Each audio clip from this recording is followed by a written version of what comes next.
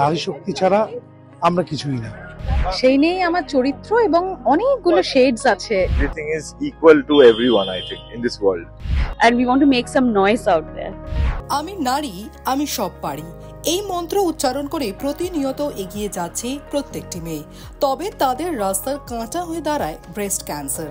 এবার এই ক্যান্সার প্রতিরোধের বার্তা নিয়ে নতুন উদ্যোগ হিউম্যানিটি লেডিস অন হুইলার র্যালির। পরনে গোলাপি জার্সি, মাথায় হেলমেট এবং বাহন বাইক বা স্কুটি।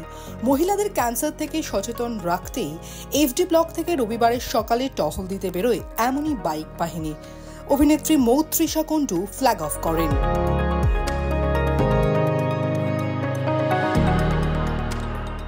আমাদের এই ইনিশিয়েটিভটা নেওয়া হয়েছে হিউম্যানিটি এনজিও থেকে। আমাদের আজকের পরিকল্পনা হচ্ছে, আমাদের যে র্যালিটা আছে সেখানে ফিমেল রাইডারদেরকে আমরা ডেকেছি।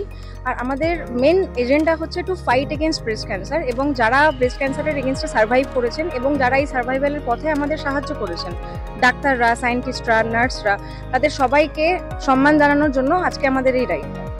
সল্টলেকের এফডি ব্লক হয়ে মহিষপাতাল হয়ে র্যালি শেষ হয় নবনির্মিত নিউ টাউন ব্রিজের সামনে। সেখানে তাদের সঙ্গে যোগ দেয় টিম বনবিবি। পরিচালক রাজদীপ ঘোষ, অভিনেত্রী পার্নো মিত্র, আর্য দাশগুপ্ত, দীপান্বিতা, গায়ক সানাই সহ পুরো টিম হাজির ছিল সেখানে।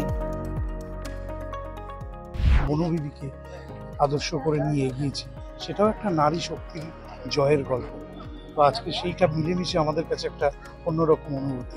দেখো, আমাদের ছবিটা তো সুন্দরবন নিয়ে, বনবিবি নিয়ে, মহিলাদের নিয়ে, ওমেন এম্পাওয়ারমেন্ট নিয়ে এবং বাঘ বিধবা প্রথার উপর, এবং কোথাও গিয়ে মেটাফরিক্যালি এটা সমাজে নারীদের অবস্থানটাকে দেখানো হচ্ছে। প্রথমে ওদের জীবনটা বিধবা পল্লীতে যাওয়ার পর কিভাবে শুরু করতে হচ্ছে, তারপরের স্ট্রাগল। এই ছবিতে অ্যাকচুয়ালি আমি দুটো গান করেছি, একটা গান গেয়েছি, আর মুর্শিদ অসাধারণ দুটো গান বানিয়েছে। আজকে মুর্শিদ আমাদের মধ্যে নেই, বারিশ লিখেছে, ইমন্দি একটা গেয়েছে, যেটা বনবিবির পাঁচালি থেকে নেওয়া হয়েছে।